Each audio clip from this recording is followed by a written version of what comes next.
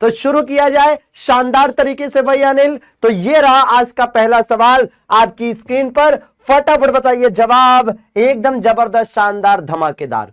तो भैया पहला ही क्वेश्चन खतरनाक लग रहा होगा कुछ लोगों को कि निम्नलिखित में से कौन सा या से कर फिरोज शाह तुगलक द्वारा लगाए गए थे। बहुत ही बढ़िया क्वेश्चन है, बहुत शानदार क्वेश्चन है, फटाफट बताएंगे सभी लोग। क्या बात है भाई, एकदम जबरदस्त। तो भैया देखो एक बात आपको बताएं, यहां पर एक चीज समझिएगा कि ये इसका आंसर ये सभी होगा। क्या होगा? ये सभी होगा, और आप में से किसी का भी आंसर सही नहीं आया। तो देखिए खराज, खम्स, जजिया, जकात, जी हां, और हक ए शर्ब, ये सभी टैक्सेस मोहम्मद फिरोज तुगलक के द्वारा लगाए गए थे। अब आइए सबके बारे में थोड़ा थोड़ा जान लीजिए कि खराज नाम का जो टैक्स था इसका मतलब था लगान। जी हां, लगान को इसके समय में क्या कहा गया दोस्तों? खराज कहा गया। जी हां, खम्स का मतलब क्या था? आप सुनेंगे तो आपको लगेगा ये भाई ये क्या करता था भैया। चलिए, तो खम्स का मतलब था लूट के माल में राजा का हिस्सा।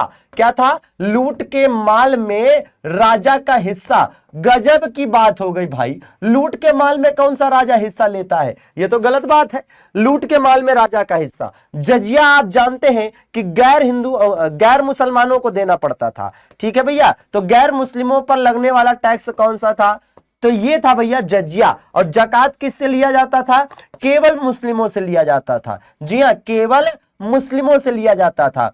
अब यहां सवाल यह भी है कि कई बार ऐसा पूछा जाता है, कई बार ऐसा होता है दोस्तों, जब चार विकल्प दिए होते हैं, एक खराज, एक खम्स, एक जजिया और जकात, और आपसे क्या पूछा जाता है पता है? आपसे यह पूछा जाता है कि निम्नलिखित में से कौन सा टैक्स हिंदुओं को नहीं देना पड़ता था। तो याद रखिएगा कि ये जो जकात है ये केवल मुसलमान देते थे, हिंदुओं को नहीं देना पड़ता था। अब यहां एक सवाल और लोगों के दिमाग में, आपके भी दिमाग में आ रहा होगा कि आखिर मुसलमानों से जकात क्यों लिया जाता था। तो भाई साहब समझना कि ये जकात नाम का टैक्स जो है केवल मुस्लिमों से लिया जाता था, और इससे जो पैसा इकट्ठा होता था उसको केवल मुसलमानों की भलाई पर ही खर्च भी किया जाता था। समझ रहे हैं? तो केवल मुस्लिमों से लेते थे और केवल मुस्लिमों के ऊपर ही खर्च भी करते थे। ठीक है, तो यह बात भी आपको यहां समझनी है। अच्छा, रही बात जजिया की दोस्तों, तो याद रखिएगा कि पहली बार ब्राह्मणों से भी जजिया कर किसने वसूला था। तो यह क्वेश्चन कई बार पूछा जाता है, पहली बार ब्राह्मणों से भी जजिया कर वसूलने वाला मोहम्मद फिरोज तुगलक भारत के इतिहास का पहला शासक था। ठीक है भैया आलोक, और जरा ध्यान देना, ये जो शर्ब है दोस्तों ना, इसका एक और नाम था। दूसरा नाम क्या था इसका? इसका दूसरा नाम था हक ए शर्ब। क्या था? हक ए शर्ब। ये एक प्रकार का सिंचाई कर था। आप सभी जानते हैं कि 5 बड़ी नहरें इसने बनवाई थी। मोहम्मद फिरोज तुगलक ने क्या किया था? 5 बड़ी नहरें बनवाई थी। यहां से क्वेश्चन आता है कि भारतीय इतिहास के किस शासक ने 5 बड़ी नहरों का जाल बनवाया था? तो इसी ने बनवाया था। तो ऐसे लोग जो इस नहर के पानी का इस्तेमाल सिंचाई के लिए करते थे, उनको अपने उत्पादन का कितना भैया? 1/10, या यूं कह लीजिए कि 10% देना पड़ता था। ठीक है, तो हक ए शर्ब की दर भी कई बार पूछी जाती है, तो याद रखेंगे 10% या 1/10, ये था हक ए शर्ब की रेट दोस्तों। तो ये पूरी जानकारी रही आपकी मोहम्मद फिरोज तुगलक के बारे में। आइए चलते हैं अगले सवाल पर। अब बताइए दोस्तों, कौन बताएगा? 1915 ईस्वी में महात्मा गांधी दक्षिण अफ्रीका से भारत लौटे। आप जानते हैं कि एग्जैक्टली कब लौटे थे भाई साहब? 9 जनवरी 1915 को लौटे थे। तो 9 जनवरी 1915 को गांधी जी भारत लौटे, और इसी वजह से हर साल 9 जनवरी को आप जानते हैं कि प्रवासी भारतीय दिवस मनाया जाता है। मनाया जाता है कि नहीं? प्रवासी भारतीय दिवस मनाया जाता है ना, तो 9 जनवरी को। अब आपको बताना है कि वापस लौटने के बाद सबसे पहला आंदोलन गांधी जी ने कौन सा किया था। तो भैया यहां पर आंसर मैं देख पा रहा हूं किसी का भी सही नहीं आया। ये क्या बात है भाई? ये तो मतलब घोर आश्चर्य की बात है कि आप में से किसी का भी आंसर सही नहीं आया।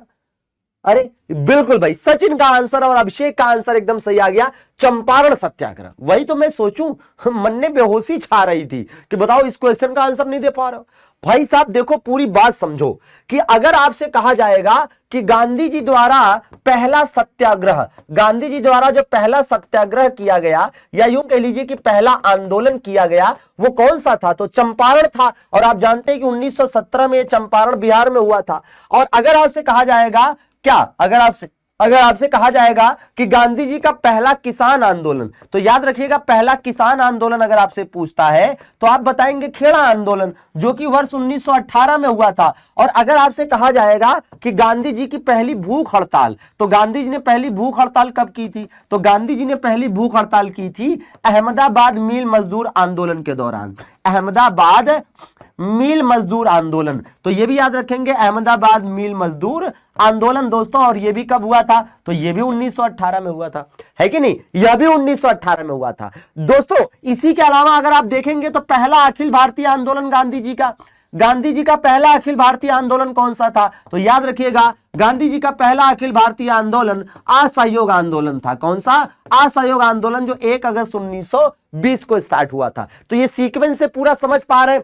अच्छा, आप में से कौन बताएगा कि पहला जन भाषण गांधी जी ने कहां दिया था? जी हां, गांधी जी ने भारत में पहला जन भाषण कहां दिया था, ये बताओ, फटाफट बताओ। जी हां, फटाफट बताइए। मैं आपको एक हिंट दे देता हूं कि वर्ष 1916 में इन्होंने, गांधी जी ने पहला जन भाषण दिया था उत्तर प्रदेश में। कब, कहां दिया था? कोई बताएगा? नहीं पता है? मैं बताता हूं, बनारस में दोस्तों। जी हां, बनारसिया, खई के पान बनारस वाला। तो भैया याद रखेंगे कि बनारस उत्तर प्रदेश में। जी हां, वो भी दोस्तों कहां पर एग्जैक्टली? बनारस हिंदू यूनिवर्सिटी में। ओ भाई, 1916 में बनारस हिंदू यूनिवर्सिटी का जब उद्घाटन हो रहा था ना, बनारस हिंदू यूनिवर्सिटी का जब उद्घाटन हो रहा था, तो इस उद्घाटन समारोह के दौरान ही गांधी जी ने अपने जीवन का पहला जन भाषण भारत में दिया था। भारत में पहला जन भाषण। ठीक है भैया, तो याद रखेंगे लल्ला। चला जाए अगले सवाल की ओर। तो चलिए भैया, एकदम वीके का जीके अंदाज जबरदस्त, जिंदाबाद। देखिए, खजुराहो में मंदिरों का निर्माण किसने करवाया था? दोस्तों पहली बात तो आप बताएंगे एकदम जबरदस्त तरीके से, ये खजुराहो आपको मिलेगा मध्य प्रदेश के रायसेन जिले में दोस्तों। कहां पर? मध्य प्रदेश के रायसेन जिले में अब्दुल्लागंज नामक स्थान पर दोस्तों। और खजुराहो के जो मंदिर हैं, ये मुख्यतः यहां पर जैन मंदिर हैं। जी हां दोस्तों, मुख्यतः जैन तीर्थंकरों के मंदिर हैं। ये क्वेश्चन कई बार पूछा जाता है कि यहाँ के मंदिर मुख्यतः किससे संबंधित है? तो जैन तीर्थंकरों से संबंधित है। किससे? जैन तीर्थंकरों से। क्या बात है भाई, हरिओम आलोक सर्वोत्तम, क्या बात है भाई, आनंद, शानदार, आनंद आ गया एकदम। चंदेल वंश के राजाओं के द्वारा खजुराहो के मंदिरों का निर्माण करवाया गया था। और यह सवाल अक्सर पेपर में पूछा जाता है। बताइए, दक्षिण भारत में चोल राजवंश का संस्थापक, चोल राजवंश का संस्थापक कौन बताएगा? एकदम ताल ठोक कर बताइए और एक बार शेयर करके आ जाइए, तभी तो आएगा मजा। शानदार, जबरदस्त, धमाकेदार, एकदम बहुत बढ़िया, बहुत बढ़िया। फटाफट बताइए। हाँ लल्ला, ले आएंगे जल्दी। तो दोस्तों क्या होना चाहिए आंसर? एकदम गलत बता रहे हैं भाई साहब, विजयालय इसका आंसर होगा। क्या होगा? विजयालय इसका आंसर होगा। और इसका मतलब क्या है कि इनमें से कोई नहीं। जी हाँ, इनमें से कोई नहीं दोस्तों। याद करिए, चोल राजवंशों में कौन सा? भाई चोलों की जो राजधानी थी, ठीक है, चोलों की राजधानी क्या थी भाई? उरैयूर हुआ करती थी स्टार्टिंग में। ठीक है, अब आप देखेंगे कि इसमें एक राजेंद्र चोल मिलता है ना भाई? आपने पढ़ा होगा राजेंद्र चोल या राजेंद्र प्रथम, जिसने क्या किया था? जिसने श्रीलंका विजय करी थी। और यह क्वेश्चन अक्सर पूछा जाता है, श्रीलंका विजय करने वाला चोल शासक कौन था भैया? तो राजेंद्र चोल या राजेंद्र प्रथम। ठीक है, यह क्वेश्चन अक्सर आता है। और याद करिए, राजराजेश्वर मंदिर है ना भैया, चोलों के समय का, तो बहुत प्रसिद्ध है, इसको याद रखना। चलो, किस मुगल सम्राट ने पहली बार अंग्रेजों को भारत में व्यापार करने एवं कारखाना स्थापित करने की अनुमति दी थी? फटाफट बताइए दोस्तों, बहुत शानदार क्वेश्चन है, जबरदस्त क्वेश्चन है। तो किसने अनुमति दी थी, आपको बताना है। कौन बताएगा भैया? है ना? बिल्कुल, अरे वाह, क्या बात है भैया, क्या बात है, ये तो बता ही लोगे, एकदम जबरदस्त। राइट आंसर क्या है? जहांगीर। तो भैया जहांगीर ने, एक बात बताइए, आप देखेंगे दोस्तों यूपी ट्रिपल एससी ने, है ना, यूपी ट्रिपल एससी का बड़ा पसंदीदा सवाल। यूपी ट्रिपल एससी की अगर हम बात करें दोस्तों, तो जहांगीर इसका फेवरेट टॉपिक है।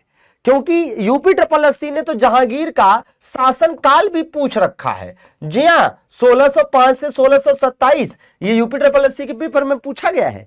और यूपी ट्रिपल एससी ने यह भी पूछा है कि जहांगीर से हॉकिंस कहां मिला था। हॉकिंस इसी के समय में तो भारत आया था। और यह भी पूछ रखा है कि जहांगीर से टॉमस रो कहां मिला था। जी हां दोस्तों, टॉमस रो से भी क्वेश्चन पूछा है कि टॉमस रो कहां मिला था। तो भाई साहब हॉकिंस जो है इससे कहां मिला, आगरा में मिला था। और टॉमस रो जहांगीर से कहां मिला था, अजमेर में मिला था। ठीक है भैया, ये मिला वाली बात है। ठीक है, ये क्या है, मिला वाली बात है। ठीक है, तो मिला से भी क्वेश्चन आ जाता है कि कहां मुलाकात की। तो हॉकिंस ने, है ना, जहांगीर से आगरा के किले में, और टॉमस रो ने अजमेर में जहांगीर से मुलाकात की थी। यह सवाल भी पूछा जाता है। और याद रखेंगे ये दो के दोनों जो है क्या थे भैया, ब्रिटिश यात्री थे जो भारत आए थे। ठीक है, व्यापारिक लाभ के उद्देश्य से। और जहांगीर की अनुमति से, याद करिए, अंग्रेजों ने अपना पहला कारखाना या पहली फैक्ट्री कहां लगाई थी, याद तो होगा ही, सूरत में लगाई थी। और कब लगाई थी, वही 1608 में लगाई थी।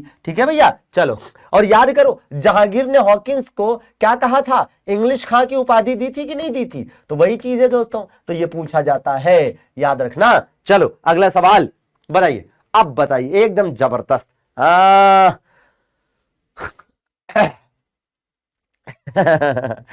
चलिए फटाफट बताइए, भारतीय राष्ट्रीय कांग्रेस का अंतिम अधिवेशन जिसमें बाल गंगाधर तिलक ने भाग लिया था।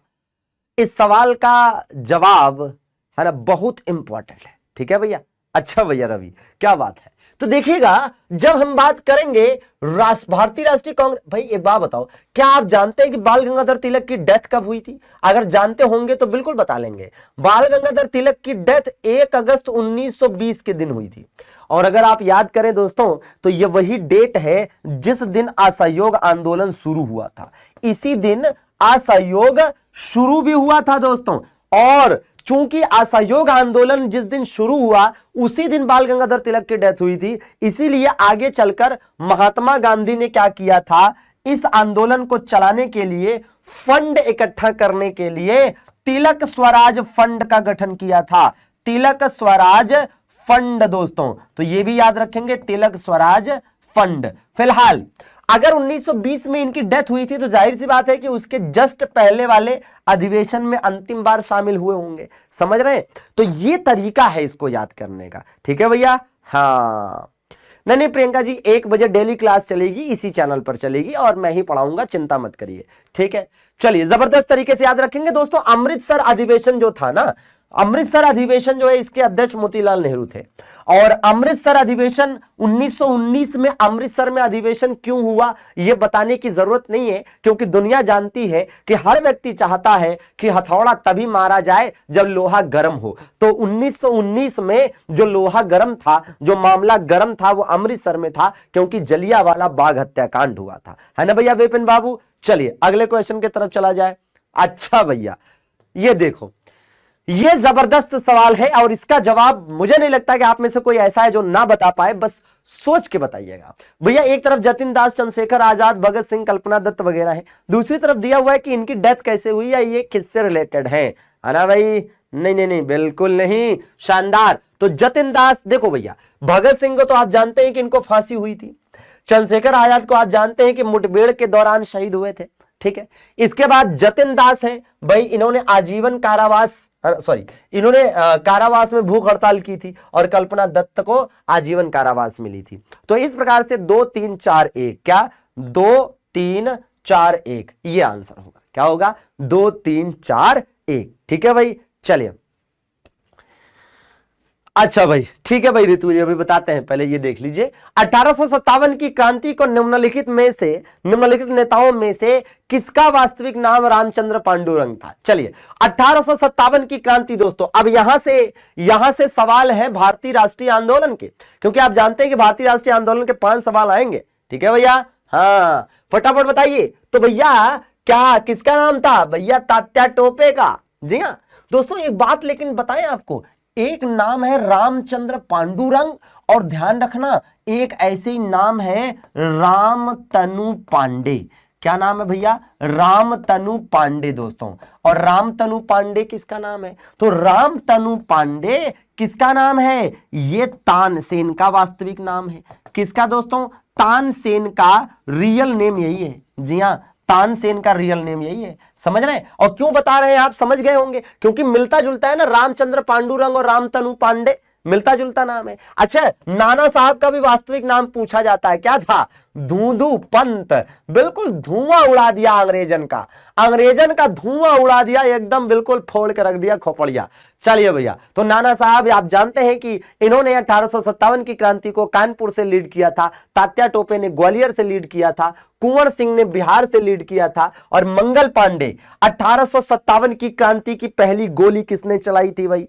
तो पहली गोली चलाई थी मंगल पांडे ने। वैसे इसको याद करना, हाँ ये वाला याद करना दिक्कत नहीं है, क्योंकि तनु से आता है तानसेन। जैसे यहां पर तनु लिखा है ना, तो तनु से हो जाएगा तानसेन, तो याद करने में दिक्कत नहीं होगी आपको। ठीक है, चलो इब बताओ जब बात एकदम भाई विपिन सुब्बू हाँ भाई क्या नाम है? शहरशाह। क्या बात है भाई, चले फटाफट बताइए। ईस्ट इंडिया कंपनी, ओ भाई ये कौन सा नाम है? स्टडी AM 2 PM, ओ भाई ये कौन नाम है यार? बलिया का शेर एकदम भैया लोग। ईस्ट इंडिया कंपनी ने 1651 ईस्वी में बंगाल में हुगली नदी के किनारे फैक्ट्री क्यों स्थापित की थी? दोस्तों ये सवाल बहुत महत्वपूर्ण है, बहुत ही ज्यादा महत्वपूर्ण है, बताइए फटाफट, है ना भैया? आप देखो भैया एक बात बताएं, अगर आप देखेंगे तो 1651 में हुगली में जो फैक्ट्री बनी थी ना, ये first British factory in Bengal, याद रखना, first British factory in Bengal. तो ये भी आपके लिए जरूरी है, first British factory in Bengal, है ना दोस्तों? First British factory in Bengal कहां पर बनी? हुगली में। ठीक है, और इस समय शाहजहां की हुकूमत थी, तो एक आधार या बेस स्थापित करने के लिए जहां से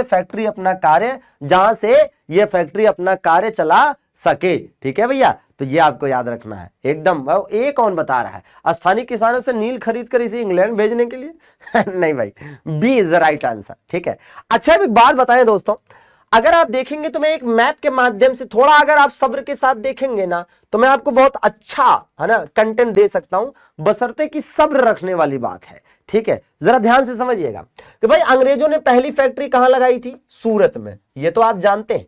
लेकिन क्या आप जानते हैं कि ये फैक्ट्री अस्थायी थी? ये फैक्ट्री अस्थायी थी, टेम्परेरी थी। ठीक है, तो अगर आपसे कहा जाए कि पहली अस्थायी फैक्ट्री, तब क्या बताओगे? तो यहां पर, ठीक है भैया, यहां पर एक स्थान था जिसका नाम था मसूलीपट्टम। क्या नाम था? मसूलीपट्टम। तो आपको याद रखना पड़ेगा कि मसूलीपट्टम में 1611 में जो फैक्ट्री लगी थी, ये अंग्रेजों की भारत में पहली अस्थायी फैक्ट्री थी। ये भारत में इनकी पहली अस्थायी फैक्ट्री थी। ठीक है भैया, और देखो ये दक्षिण भारत में भी पहली फैक्ट्री थी, दक्षिण भारत में पहली फैक्ट्री। तो ये दक्षिण भारत में पहली फैक्ट्री थी, दक्षिण भारत की पहली फैक्ट्री थी, और भारत में अंग्रेजों की पहली अस्थायी फैक्ट्री थी। हालांकि नॉर्मली पूछा जाए कि अंग्रेजों ने भारत में पहली फैक्ट्री कहां लगाई, नॉर्मली पूछा जाए कि अंग्रेजों ने भारत में पहली फैक्ट्री कहां लगाई, तब तो आपको सूरत बताना पड़ेगा, नॉर्मली अगर पूछता है। लेकिन अगर कंडीशन लगा दे कि पहली, है ना, अस्थाई बताओ या दक्षिण भारत में पहली बताओ, तो ये बताना पड़ेगा। और सुनो, अभी रेलवे वाले पेपर में एक क्वेश्चन पूछा गया था कि ये वाली, कि बंगाल में पहली फैक्ट्री, ठीक है, ये क्वेश्चन पूछा जा चुका है। तो सोचो आपके में नहीं आ सकता क्या? बंगाल में पहली फैक्ट्री, तो बंगाल में पहली फैक्ट्री जो लगाई गई थी वो हुगली में लगाई गई थी। कहां पर लगाई गई थी? हुगली में लगाई गई थी। समझ रहे? 1651 में। और ये भी बता दें कि 1651 में न केवल बंगाल में, बल्कि यहां पर एक कासिम बाजार नाम का स्थान था, वहां भी, है ना, स्थापित की गई थी फैक्ट्री। ठीक है भैया, हाँ। और यहां पर देखे, यहां पर मद्रास था, मद्रास में अंग्रेजों ने अपनी फैक्ट्री कब लगाई थी? मद्रास में लगाई थी इन्होंने 1639 में, 1639 में। ठीक है, और ये वाली तो 1608 में थी। ठीक है, हालांकि 1613 में जाके परमानेंट हुई थी। बंबई में इन्होंने फैक्ट्री लगाई थी, कब लगाई थी बंबई में इन्होंने फैक्ट्री? तो 1687 में लगाई थी। ठीक है, यहां पर एक कलकत्ता था, तो इनकी कलकत्ता में भी फैक्ट्री थी। ठीक है, कलकत्ता वाली जो फैक्ट्री थी इनकी, वो कब लगाई थी इन्होंने? तो ये इन्होंने लगाई थी 1697 में। ठीक है भैया, 1697 में। ठीक है, और ये बंगाल में जो हुगली वाली है, ये तो, है ना, 1651 में। समझ रहे हैं? हाँ, तो ये पूरी जानकारी याद रखना पड़ेगा। हाँ, ठीक है। तो भैया एकदम वीके का जीके अंदाज में जबरदस्त तरीके से पढ़ते रहिए और आपके लिए ऐसे बेहतरीन कंटेंट आते रहेंगे। बिल्कुल भाई, ज्ञान की गंगा बहती रहेगी यहां। ठीक, चलिए अब ये बताइए भैया, ये रहा अगला सवाल। निम्नलिखित में से किन्होंने 1857 ईस्वी के सिपाही विद्रोह को विद्रोह नहीं कहा था? भाई फटाफट बताइए भैया। हरिओम, एकदम अच्छा भैया, मैसेज नहीं आया, कोई बात नहीं, आ जाया करो 1 बजे। फटाफट बताओ भैया, बताओ जरा तो मजा आ जाए, बताओ जरा तब मजा आ जाए तो जबरदस्त तरीके से। हाँ भाई बताओ फटाफट, एकदम सभी का आंसर आना चाहिए। तो देखो दोस्तों, एक चीज आपको बताते हैं, वो ये कि 1857 की क्रांति की जब आप बात करते हैं, ठीक है, तो एक चीज आपको समझ के चलनी पड़ेगी, वो ये कि भाई कई बार पूछा जा चुका है कि इसे प्रथम स्वतंत्रता संग्राम किसने कहा था, है ना। इसे प्रथम स्वतंत्रता संग्राम किसने कहा, यह क्वेश्चन कई बार पूछा जा चुका है। तो प्रथम स्वतंत्रता संग्राम वीर सावरकर ने कहा था, वीर सावरकर ने कहा। ठीक है, ये क्वेश्चन कई बार आता है, वीर सावरकर ने कहा। ठीक है, प्रथम स्वतंत्रता संग्राम वीर सावरकर ने कहा। एक बात ये क्लियर हुई, ठीक है भैया। अब देखो क्या है कि इसका राइट आंसर होगा कार्ल मार्क्स। तो इन्होंने क्या कहा था, इन्होंने इसको जन विद्रोह कहा था। क्या कहा था इन्होंने, इसको इन्होंने जन विद्रोह कहा था। ठीक है भैया। और एक बात बताएं, डिज़राइली का नाम याद कर लेना। कौन डिज़राइली? अब आप कहेंगे सर डिज़राइली, डिज़राइली कौन था? तो ब्रिटिश संसद में, ब्रिटेन की संसद में ये वो शख्स हैं जिन्होंने सीना ठोक कर, ताल ठोक कर कहा था कि ये क्या था, ये राष्ट्रीय विद्रोह था। ये क्या था दोस्तों, राष्ट्रीय विद्रोह था। जी हां, राष्ट्रीय विद्रोह कहा था। अशोक मेहता ने क्या कहा था दोस्तों, अशोक मेहता ने इसे महान विद्रोह कहा था। अशोक मेहता ने इसे क्या कहा था, अशोक मेहता ने इसे महान विद्रोह कहा था। अब कौन सा आपके पेपर में आएगा ये मैं नहीं कह सकता। ठीक है भैया, ज्यादातर जो ब्रिटिश लेखक हैं दोस्तों, ज्यादातर जो ब्रिटिश लेखक हैं वो इसे क्या मानते हैं, ज्यादातर ब्रिटिश जो लेखक हैं वो इसे सिपाही विद्रोह मानते हैं। ठीक है, जैसे जॉन लॉरेंस हो गए। ठीक है, मजूमदार तो बड़ा खतरनाक बात बोलते हैं। मजूमदार कहते हैं कि यह विद्रोह न राष्ट्रीय, है ना, न यह विद्रोह न राष्ट्रीय न स्वतंत्रता संग्राम था। मतलब ये कुछ मानने को तैयार ही नहीं होता आदमी, है का ही बताया जाए। चलिए भैया, कोई बात नहीं प्रियंका जी। चलिए अगला सवाल देखा जाए भाई। प्रवीण, खेमचंद, आलोक, जबरदस्त। देखा जाए अपवाह क्षेत्र। दोस्तों हिस्ट्री के 10 सवाल यहां पर खत्म हुए। अब यहां से ज्योग्राफी के 5 क्वेश्चन देखिए। अपवाह क्षेत्र की दृष्टि से विश्व की सबसे लंबी नदी कौन सी है भाई? दोस्तों एक सिंपल सी बात बताएं, 2 सवाल हैं। एक क्वेश्चन वैसे तो आप देखेंगे कि अगर लंबी पूछा जाता है, अगर सामान्यतः कहा जाए सबसे लंबी बताओ और कहा जाए सबसे बड़ी बताओ, तो दोनों के आंसर अलग होते हैं। ठीक है, इंग्लिश में कहोगे कि लॉन्गेस्ट पूछा जाए, ठीक है, लॉन्गेस्ट या लार्जेस्ट कह सकते हैं। ठीक है, लॉन्गेस्ट या लार्जेस्ट। तो देखो ऐसा है कि जब लॉन्गेस्ट कहेंगे तो नाइल होगा, ठीक है, जब लार्जेस्ट कहेंगे तो अमेजन होगा। सामान्य परिस्थितियों की बात कर रहे हैं। सामान्य परिस्थितियों का मतलब जब कोई कंडीशन ना लगाए, सामान्यतः केवल क्वेश्चन पूछ ले। जैसे यहां पर तो कंडीशन लगा दिया ना, अपवाह क्षेत्र बोल दिया, यहां पर तो कंडीशन लगा दिया, अपवाह क्षेत्र बोल दिया। और जब अपवाह क्षेत्र बोल देता है तब तो आपका आंसर क्या होना चाहिए पता है, तब आपका आंसर अमेजन होना चाहिए। देखो कई लोग बी भी बता रहे हैं, ठीक है, हाँ कई लोग बी भी बता रहे हैं। अब एक बात ये भी बताएं कि अमेजन की एक सहायक नदी है मेडिरा। ठीक है, अमेजन की एक सहायक नदी है मेडिरा। और याद रखिएगा क्या कि दुनिया की सबसे बड़ी सहायक नदी, दुनिया की सबसे बड़ी सहायक नदी, दुनिया की सबसे बड़ी सहायक नदी, सबसे बड़ी सहायक, largest tributary in the world. ठीक है भैया, सबसे बड़ी सहायक नदी। ठीक है, यह भी याद करना पड़ेगा। चला जाए अगले क्वेश्चन की ओर। हाँ भाई, सवाल है कि निम्नलिखित में से कौन सा दर्रा कश्मीर को शेष भारत से जोड़ता है? फटाफट बताइए भाई, बढ़िया क्वेश्चन है। कौन सा दर्रा कश्मीर को शेष भारत से जोड़ता है? एकदम जबरदस्त तरीके से भैया लाइक वाइक करते रहेंगे। ये लाइक करने में जो कंजूसी आप दिखाते हैं ना बस इसी का नाम इसी का नाम क्या है, पाताल है। क्या कहा जाए। चलिए, तो राइट आंसर होगा दोस्तों बनिहाल। क्या होगा? बनिहाल। ठीक है, Banihal is the right answer. Banihal, क्या बात है भाई नरेंद्र, एकदम सही कहा। तो बनिहाल दर्रा दोस्तों। अब एक चीज समझिए कि जैसे आप देखेंगे कि जो दर्रों से रिलेटेड क्वेश्चन है वो अक्सर पूछे जाते हैं। अब मैं आपको बताता हूं 2 दर्रों के नाम जो आप शायद नहीं जानते होंगे। ठीक है, कि ऐसा भी होता है। दो दर्रों से संबंधित दो फैक्ट, बाकी दर्रों से रिलेटेड तो आपने फैक्ट मैक्सिमम पढ़ा होगा, ये मुझे विश्वास है। ये बताइए कि कौन से दर्रे से प्रवेश करती है ना, ऐसा क्वेश्चन आता है कि कौन सी नदी कौन से दर्रे से प्रवेश करती है, कौन से दर्रे से प्रवेश करती है, ऐसा कुछ सवाल पूछा जाता है। और ऐसा सवाल किससे आता है भैया? तो ऐसा सवाल दो नदियों से आता है। एक तो ये कि सतलज नदी भारत में कौन से दर्रे से प्रवेश करती है, और एक आता है कि ब्रह्मपुत्र नदी भारत में किस दर्रे से प्रवेश करती है। कौन बताएगा? है किसी के पास जवाब? है ना भैया? ओ भैया लोग आराम से। तो सतलज नदी भारत में प्रवेश करती है शिवकिला से। अच्छा, इसको याद करना तो आसान है। क्यों आसान है? क्योंकि स से सतलज, स से शिवकिला, ठीक है। और ब्रह्मपुत्र नदी किस दर्रे से प्रवेश करती है? यांगयाप दर्रे से, ठीक है। किससे? यांगयाप दर्रे से। ये मिलेगा आपको अरुणाचल प्रदेश में, ठीक है, और ये मिलेगा आपको हिमाचल प्रदेश में, ठीक है। समझ गए? हाँ, याद याग यांगयाप है, याद याग नहीं, ठीक है भैया। तो एकदम वीके का जी के अंदाज में पढ़ते रहो। ऐसे जबरदस्त चीजों के लिए ही तो यहां पर है हम, आपको बताने के लिए जबरदस्त तरीके से। बताइए भैया। हाँ भाई, ग्रहों की गति को बताने वाले नियम को क्या कहा जाता है? फटाफट बताइए भाई। भाई देखो, न्यूटन के नियम तो आप जानते हैं, और न्यूटन की किताब भी आप जानते हैं, है ना भैया?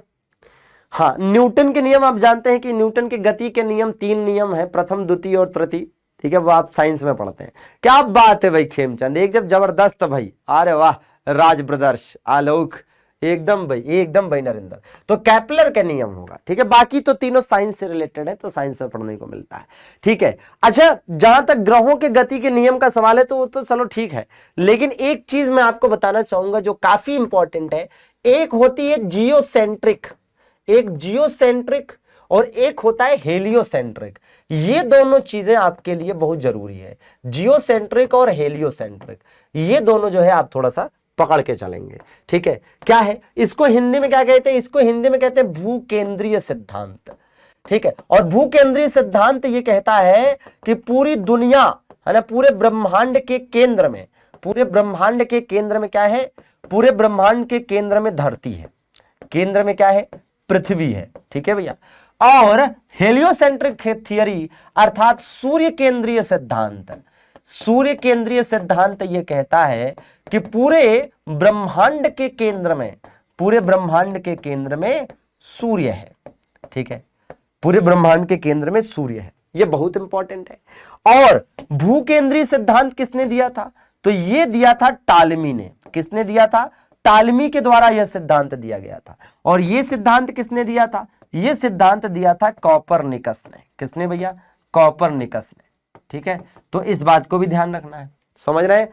हाँ बिल्कुल बिल्कुल भाई, स्टडी AM टू PM चलिए, तो भैया पूरा का पूरा मामला आपको याद रखना है, और एकदम वीके का जी के अंदाज में है। क्या ही बात है, जबरदस्त है, शानदार है, ठीक है भैया। पढ़ते रहिए। समुद्र में ज्वार भाटे का कारण बताना है। मुझे लगता है बड़े आसानी से आप बता लेंगे। समुद्र में ज्वार भाटे का कारण भाई। हाँ भाई चौधरी साहब, क्या बात है, बताइए दोस्तों, फटाफट बताइए। समुद्र में ज्वार भाटे का कारण क्या होता है? ओ भाई क्या बात है, जबरदस्त जबरदस्त जबरदस्त। देखो होता क्या है कि सामान्यतः, ठीक है, आसान सवाल है एकदम, बिल्कुल भी टफ नहीं है, ठीक है भाई। देखो मामला क्या होता है, ज्वार भाटा को इंग्लिश में कहते हैं एब एंड टाइड। समुद्र के जल का ऊपर उठना ज्वार कह लीजिए, और नीचे गिरना भाटा कह लीजिए। तो ऊपर उठना नीचे गिरना ही ज्वार भाटा कहलाता। और एकदम सही जवाब दिया भैया लोग, ए और बी दोनों। तो चंद्रमा का आकर्षण बल और सूर्य का आकर्षण बल, साथ में पृथ्वी जो अपने अक्ष पर घूमती है, वो भी कहीं ना कहीं कारण है, क्योंकि उसकी वजह से क्या होता है? अपकेंद्रीय बल। यहां पर अगर एक विकल्प में दिया होता क्या, पृथ्वी का अपकेंद्रीय बल, तो वो भी आंसर होता। और भाई अपकेंद्रीय और अभिकेंद्रीय बल तो आप जानते ही हैं क्या होता है। अपकेंद्रीय बल आप समझिए, जब हम कहते हैं पृथ्वी का अपकेंद्रीय बल, होता क्या है कि जब कोई भी पिंड किसी बिंदु के, जब कोई भी पिंड किसी बिंदु के चारों ओर या परितः घूमता है, ठीक है, तो बाहर की तरफ लगने वाले बल को अपकेंद्रीय और भीतर के तरफ केंद्र की ओर रगड़ने वाले बल को अभिकेंद्रीय बल कहते हैं। ठीक है भैया, हाँ बिल्कुल, तो ये याद रखेंगे। ठीक, चलो काटो जलाओ कृषि का मतलब क्या है, ये तो बता ही लोगे। काटो जलाओ कृषि का मतलब बताइए भाई, फटाफट बताइए, काटो जलाओ कृषि का मतलब।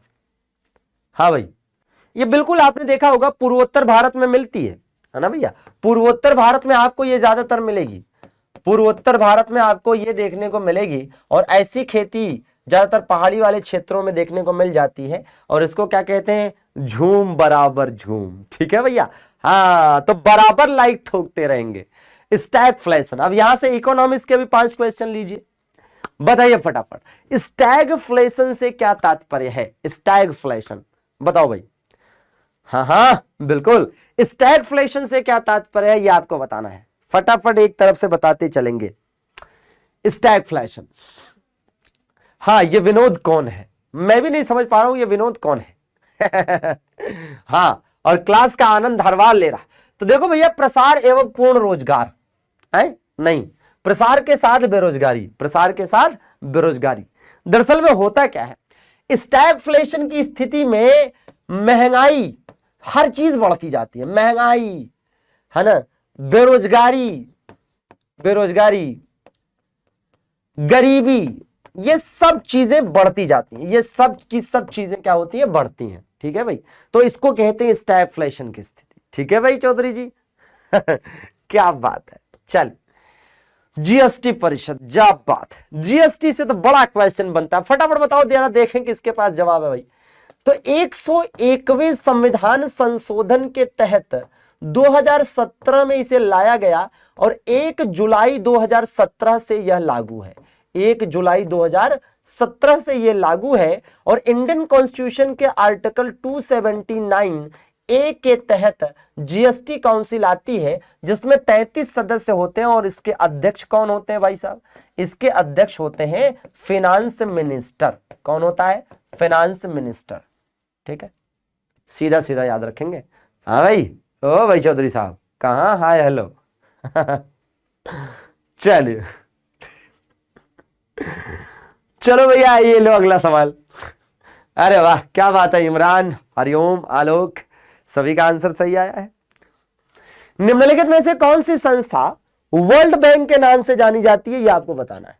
वर्ल्ड बैंक के नाम से कौन सी संस्था जानी जाती है भाई साहब, इसका जवाब एकदम किसी का गलत नहीं होना चाहिए। वैसे आपने कभी ब्रेटन वुड्स कॉन्फ्रेंस सुना है, बिल्कुल सुना होगा। ब्रेटन वुड्स कॉन्फ्रेंस की अगर हम बात करते हैं तो दोस्तों, ब्रेटन वुड्स कॉन्फ्रेंस अमेरिका में हुआ था। कहां पर हुआ था, अमेरिका में हुआ था वर्ष 1944 में। और अमेरिका में ये जो ब्रेटन वुड्स कॉन्फ्रेंस हुआ था 1944 में, इसके परिणाम स्वरूप 2 संस्थाएं बनी थी, एक इंटरनेशनल मॉनेटरी फंड और दूसरा वर्ल्ड बैंक। ठीक है, अब इसकी स्थापना आप 1944 मानिए, लेकिन काम करना इसने 45 में शुरू किया, और इन दोनों का हेड ऑफिस एक ही जगह पर है, और वो हेड ऑफिस कहां पर है, वाशिंगटन डीसी में है। कहां पर, वाशिंगटन डीसी में है। और एक बात बताएं कि इन दोनों संस्थाओं को सम्मिलित रूप से क्या कहते हैं, तो ये संस्था जो 2 के दोनों है, ये दोनों संस्थाएं कहलाती हैं ब्रेटन वुड्स कॉन्फ्रेंस की जुड़वा संतानें। इन दोनों संस्थानों को क्या कहते हैं, ब्रेटन वुड्स कॉन्फ्रेंस की जुड़वा संतानें कहा जाता है इनको, समझ रहे हैं। और ये जो यहां वर्ल्ड बैंक स्थापित हुआ था, इसी के बारे में पूछ रहा है, इसका नाम है international bank for reconstruction and development. ठीक है भैया, तो इसको याद रखना कि वर्ल्ड बैंक को इंटरनेशनल बैंक फॉर, इसको शॉर्टकट में क्या कहेंगे, IBRD। क्या कहेंगे भैया, IBRD।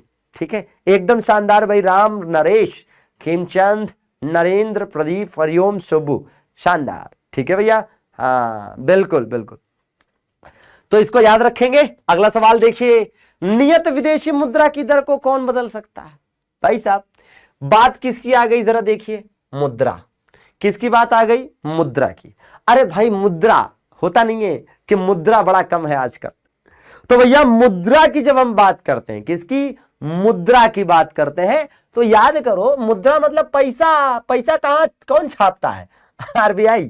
तो देखिए एक ये भी आप पढ़ते हैं, मौद्रिक नीति, याद करिए पढ़ते कि नहीं कि मौद्रिक नीति कौन तैयार करता है, तो भैया बस उसी से जोड़ के बता दो कि आरबीआई।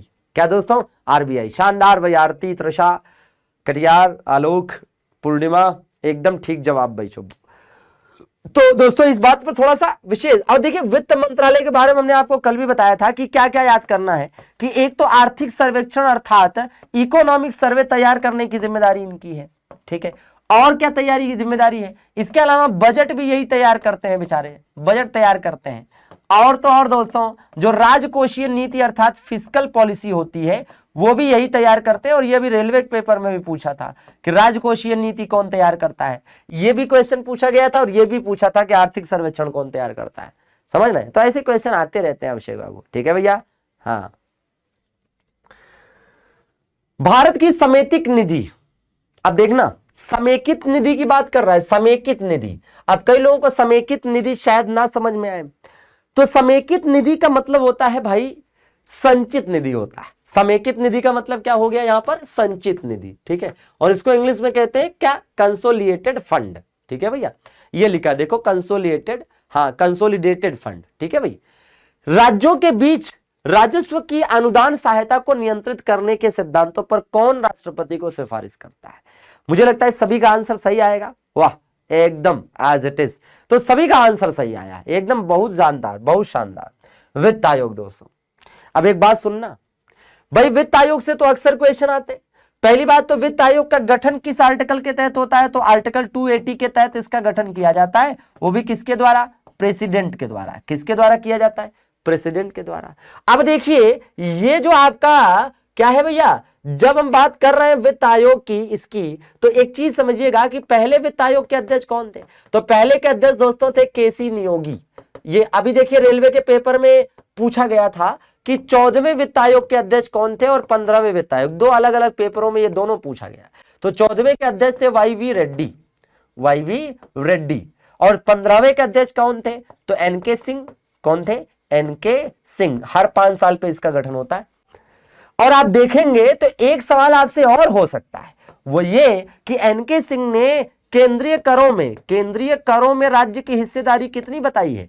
केंद्रीय करों में राज्य की, है ना, राज्य की हिस्सेदारी कितने बताई है, तो केंद्रीय करों में राज्य की जो हिस्सेदारी इन्होंने बताई है, केंद्रीय करों में राज्य की हिस्सेदारी कितनी बताई है, 41%, ठीक है। और इन्होंने कितनी बताई थी, 42%, ठीक है।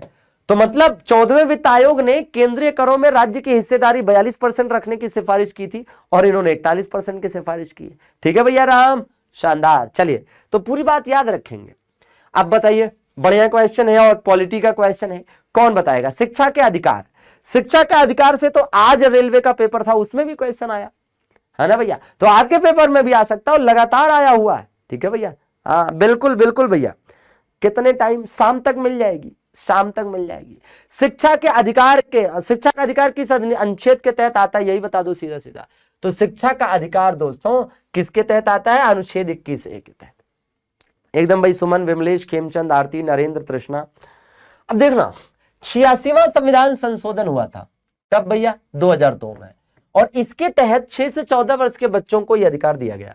लेकिन जानते हैं आप कि जब भी पूछता है आरटीई एक्ट तब होता है मामला गड़बड़। जानते क्यों, क्योंकि आरटीई एक्ट अगर पूछा जाएगा तो 2 सवाल है, एक तो पास कब हुआ, तो भैया 2009 में पास हुआ। और दूसरा ये कि लागू कब हुआ, तो ये 2010 में 1 अप्रैल के दिन लागू हुआ था। तो ये थोड़ा सा डिफरेंस आपको याद करना पड़ेगा कि पास कब हुआ और लागू कब हुआ, समझ रहे हैं। हाँ चलिए, बाकी आप जानते हैं कि 19 में राइट टू एक्सप्रेशन है, मतलब ये है क्या कि भाई अभिव्यक्ति की आजादी। 24 में क्या है, 24 में आपका बाल श्रम है, मतलब चाइल्ड लेबर की बात की गई है, ठीक है, चाइल्ड लेबर की बात की गई है। और इधर आप देखेंगे अनुच्छेद 25 में तो धार्मिक स्वतंत्रता की बात की गई है, किसकी, धार्मिक स्वतंत्रता की, ठीक है भाई। तो इसको सीधा सीधा आपको याद रखना पड़ेगा, समझ गए। चलिए अगले सवाल पर चलते हैं। वित्त आयोग अपनी सिफारिशें किसे सौंपता है, अभी बता रहे थे ना वित्त आयोग। हाँ भाई, हाँ भैया हरिओम। वित्त आयोग अपनी सिफारिशें, बात बताओ भाई, वित्त आयोग आर्टिकल 280 के तहत कौन गठित करता है। आखिर गठित तो राष्ट्रपति करता है ना, तो जब करता राष्ट्रपति गठित है तो अपनी रिपोर्ट भी तो उसी को देगा, है ना भाई। तो जो गठन करेगा, अब देखो कुछ लोग वित्त मंत्री भी बता रहे हैं, कैसे काम चलेगा भाई। तो जो गठन करता है जिसके द्वारा, आखिर रिपोर्ट उन्हीं को देगा ना, किसी और को क्यों देगा। हाँ, और मजा आए तो लाइक करते चलेंगे, ठीक है। बताना है कि भारत का संविधान तैयार करने के लिए गठित संविधान निर्मात्री सभा के अध्यक्ष कौन थे। मतलब संविधान सभा के अध्यक्ष, अब देखना दो चीजें हैं कि जैसे एक बार तो क्वेश्चन पूछा गया यूपी SSC के द्वारा कि संविधान सभा के उद्घाटन अधिवेशन के अध्यक्ष कौन थे। संविधान सभा के उद्घाटन अधिवेशन के अध्यक्ष, तो याद रखेंगे संविधान सभा के उद्घाटन अधिवेशन के अध्यक्ष कौन थे। उद्घाटन अधिवेशन के अध्यक्ष कौन थे भाई साहब। तो उद्घाटन अधिवेशन के अध्यक्ष थे सच्चिदानंद सिन्हा। कौन थे दोस्तों, सच्चिदानंद सिन्हा थे। इसमें कोई डाउट नहीं होगा, होना भी नहीं चाहिए। अच्छा, लेकिन आप जानते हैं कि अस्थायी अध्यक्ष डॉक्टर राजेंद्र प्रसाद थे, और डॉक्टर राजेंद्र प्रसाद को अध्यक्ष जैसे संविधान सभा की दूसरी बैठक जो हुई थी उसमें बनाया गया था, दूसरी बैठक में अध्यक्ष बने थे ये, ठीक है। और दूसरी बैठक आप जानते हैं कि 11 दिसंबर 1946 को हुई थी, है ना। और पहली वाली बैठक उद्घाटन अधिवेशन जो हुआ था वो 9 दिसंबर 1946 को हुआ था। और अगर कभी पूछ ले कि संविधान सभा का गठन कब हुआ, तब भी आपको यही डेट बतानी पड़ेगी। कौन सी, यही वाली, कौन सी, 9 दिसंबर 1946 वाली, समझ रहे हैं। हाँ, तो सब पकड़ के चलेंगे, ठीक है भाई। हाँ चलो भाई, क्या बात है भाई, एकदम भाई, ये वाह क्या बात। ओ भाई यमराज, डॉक्टर यमराज, खतरनाक। हाँ भैया लोग, अरे कह रहे भाई ओ भाई कट्टा वट्टा समवर्ती सूची में किसी विषय पर केंद्र एवं राज्य के बीच कानून द्वंद्व होने की स्थिति में क्या होगा। मतलब समझ रहे हैं भाई। देखो एक सिंपल सी बात है कि आप जानते हैं कि इंडियन कॉन्स्टिट्यूशन में एक अनुसूची है, एक शेड्यूल है दोस्तों 7, अनुसूची 7।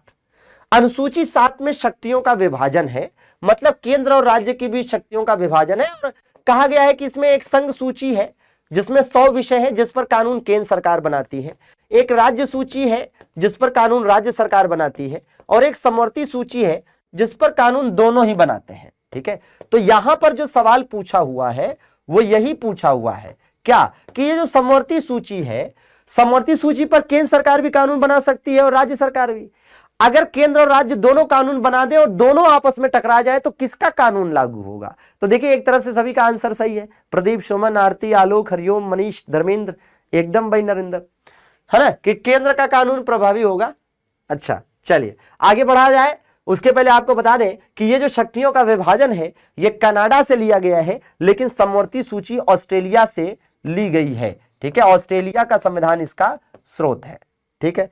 चलो ये देखो भैया एक और जबरदस्त क्वेश्चन, प्रथम राज्यसभा का गठन किस वर्ष हुआ था। अब इसको ऐसे समझो, जैसे पहले तो ये समझिए कि कई बार क्वेश्चन आता है कि भारत में पहला आम चुनाव कब हुआ था, पहला मैंगो इलेक्शन। भारत में पहला मैंगो इलेक्शन कब हुआ था। भारत का जो पहला आम चुनाव है, अगर हम भारत का पहला आम चुनाव कहें, या हम कहें भारत का पहला लोकसभा चुनाव, या हम कहें भारत का पहला संसदीय चुनाव, बात तो एक ही है।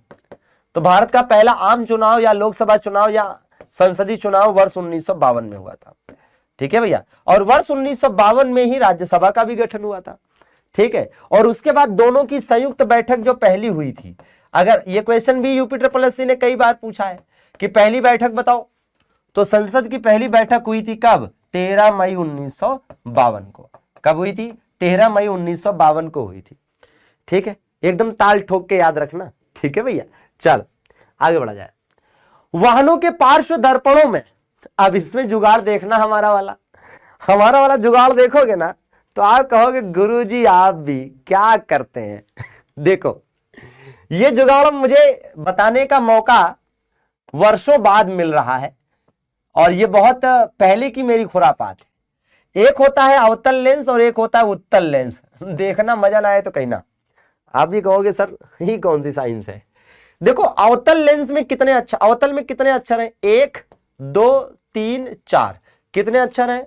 4 अक्षर हैं। ठीक है, ये देखो उत्तल में कितने अक्षर हैं? पूरे पूरे 1 2 3, कितने अक्षर हैं? 3 है। एक होता है निकट दृष्टि दोष और एक होता है दूर दृष्टि दोष। क्या होता है? दूर दृष्टि दोष। अब जुगाड़ देखना, जुगाड़ यह है कि निकट में कितने अक्षर हैं? 1 2 और 3। ठीक है भैया। दूर में कितने अक्षर हैं? 1 और 2। ठीक है, तो ये -1 करके यहां पहुंचेंगे, -1 करके यहां पहुंचेंगे और वैसे ही -1 करके यहां भी पहुंचेंगे। ठीक है, मतलब एक कम।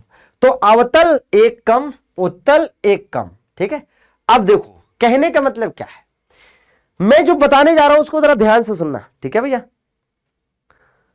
अरे भैया लोग नहीं, कोई बात नहीं, सुनो बात को समझो। जैसे यहां पर कह रहा है कि एक चीज समझना, अगर निकट देखना होता है, निकट के लिए अवतल, जहां जहां निकट आएगा, जहां जहां निकट आएगा वहां वहां अवतल आंसर होगा और जहां जहां दूर आएगा उसका आंसर उत्तल होगा। जुगाड़ समझना, सबसे पहला जुगाड़ समझो।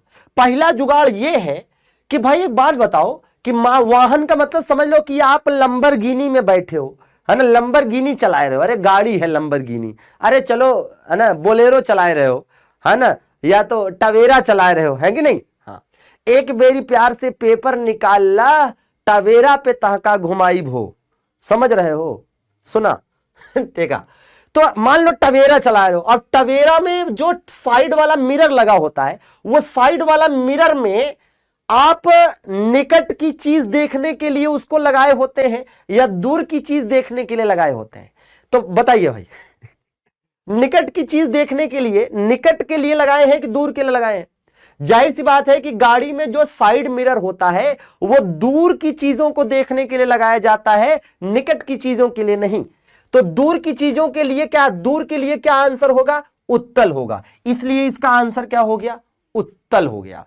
और सुनो जुगाड़, एक सवाल आता है कि जब नाई जानते हैं ना, जो सलून में बलवा काटता है वो है नाई। ठीक है, हाँ नाऊ बोलते हैं गौवा में। ठीक है, नाऊ नहीं बोलना, नाई। ठीक है, नहीं तो नौनिया आ जाएगी। सुनिएगा, नाई जब हजामत बनाता है, या मान लीजिए कि आप खुद ही अपना हजामत बनाएं। अब आप कहेंगे हजामत क्या होता है? ओ भाई दाढ़ी बनाना। अब कई लोग कहेंगे गुरुजी आप बना लो। ठीक है, तो मान लो कि हम दाढ़ी बनाएं, तो दाढ़ी बनाने के लिए जिस मिरर का इस्तेमाल करते हैं, जिसमें अपने आप को देखते हैं, उसमें कौन से लेंस का इस्तेमाल होता है? उत्तल का कि अवतल का? जुगाड़ देखना। ठीक है, जुगाड़ देखना। निकट की चीज को देखने के लिए इस्तेमाल करते हैं उसको कि दूर का? निकट का ना, इसका मतलब वो कौन सा होता है? अवतल लेंस होता है। और सुनो, एक और क्वेश्चन सुनो। एक सवाल पूछा जाता है कि हवा में पानी का बुलबुला, ठीक है, हवा में पानी का बुलबुला किस लेंस की तरह व्यवहार करता है? ठीक है, या हवा में नहीं, पानी में साबुन का बुलबुला। ठीक है, जो भी, तो इस तरह का जो आता है कि जो बुलबुला होता है, पानी का बुलबुला, वो किस लेंस की तरह व्यवहार करता है? निकट या अवतल या उत्तल? इसका जुगाड़ जानते हैं क्या है?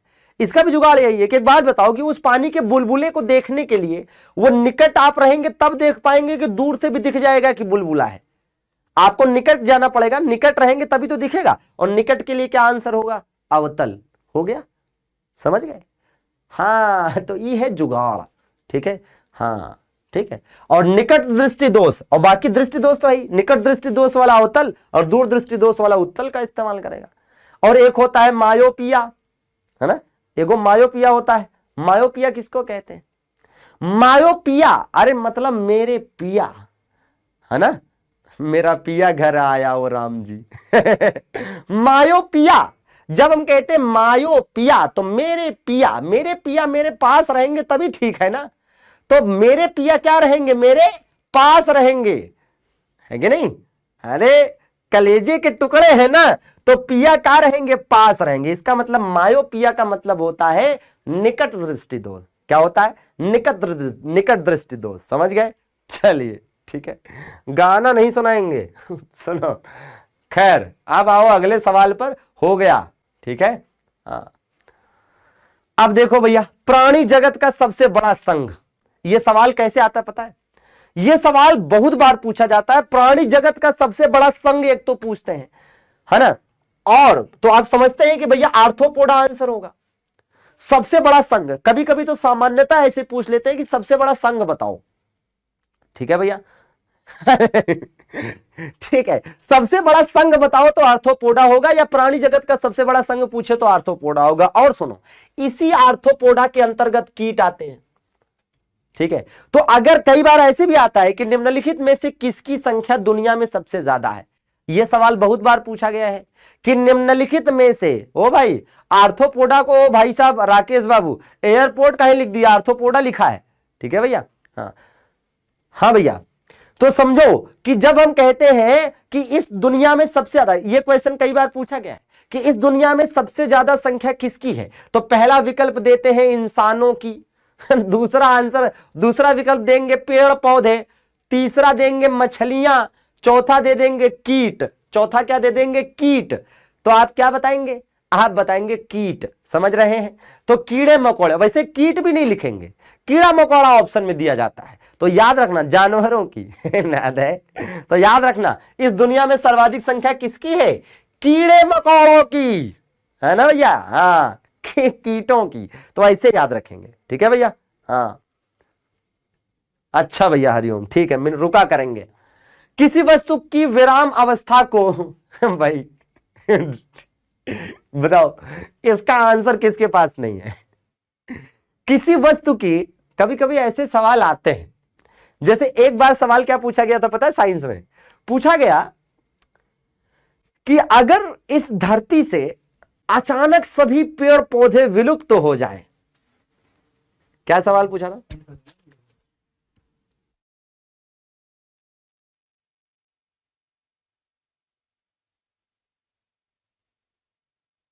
हाँ भाई सुनो, सवाल पूछा गया, क्या पूछा गया था कि अगर इस धरती से अचानक, ठीक है भैया,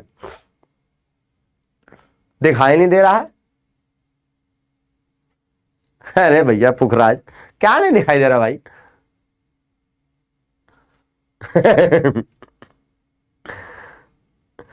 अब देखो भैया, हमने कहा कि एक सवाल पूछा गया था कि अगर इस धरती से अचानक सभी पेड़ पौधे गायब हो जाए तो इंसान की मृत्यु सबसे पहले किसकी वजह से होगी? विकल्प क्या दिया था पता है? पहला विकल्प दिया था ऑक्सीजन की कमी से, दूसरा विकल्प दिया था भोजन की कमी से, तीसरा विकल्प दिया था नाइट्रोजन की कमी से, और चौथा विकल्प दिया था इनमें से कोई नहीं। कौन बताएगा किसकी कमी से? और सवाल जबरदस्त है कि अचानक से अगर पेड़ पौधे सारे गायब हो जाए। स्वागत है भैया पारस। देखिए जैसा हमने सोचा था, मैक्सिमम लोगों का जवाब वही आ रहा है, ऑक्सीजन।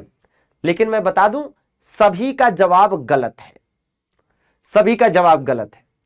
अगर इस धरती से, ये सवाल पूछा था उत्तर प्रदेश के पीसीएस के पेपर में बहुत साल पहले, ठीक है। तो इस धरती से अगर अचानक सभी पेड़ पौधे गायब हो जाए तो इंसान की मृत्यु सबसे पहले ऑक्सीजन से नहीं होगी, सबसे पहले भोजन की कमी से वजह से हो जाएगी।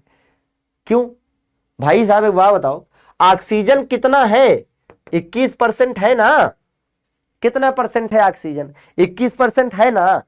तो पेड़ पौधे अगर अचानक गायब हो जाएंगे तो आपको क्या लगता है ऑक्सीजन भी अचानक से गायब हो जाएगी? ऑक्सीजन थोड़ा ना अचानक से गायब होगी, ऑक्सीजन अचानक से नहीं गायब होगी, ऑक्सीजन रहेगी, ठीक है। 21% ऑक्सीजन की मात्रा है। ये DKS जो भी है आप, हम आपका विचार समझ गए कि आपकी सोच कहां तक है, ठीक है। 21% समझ रहे?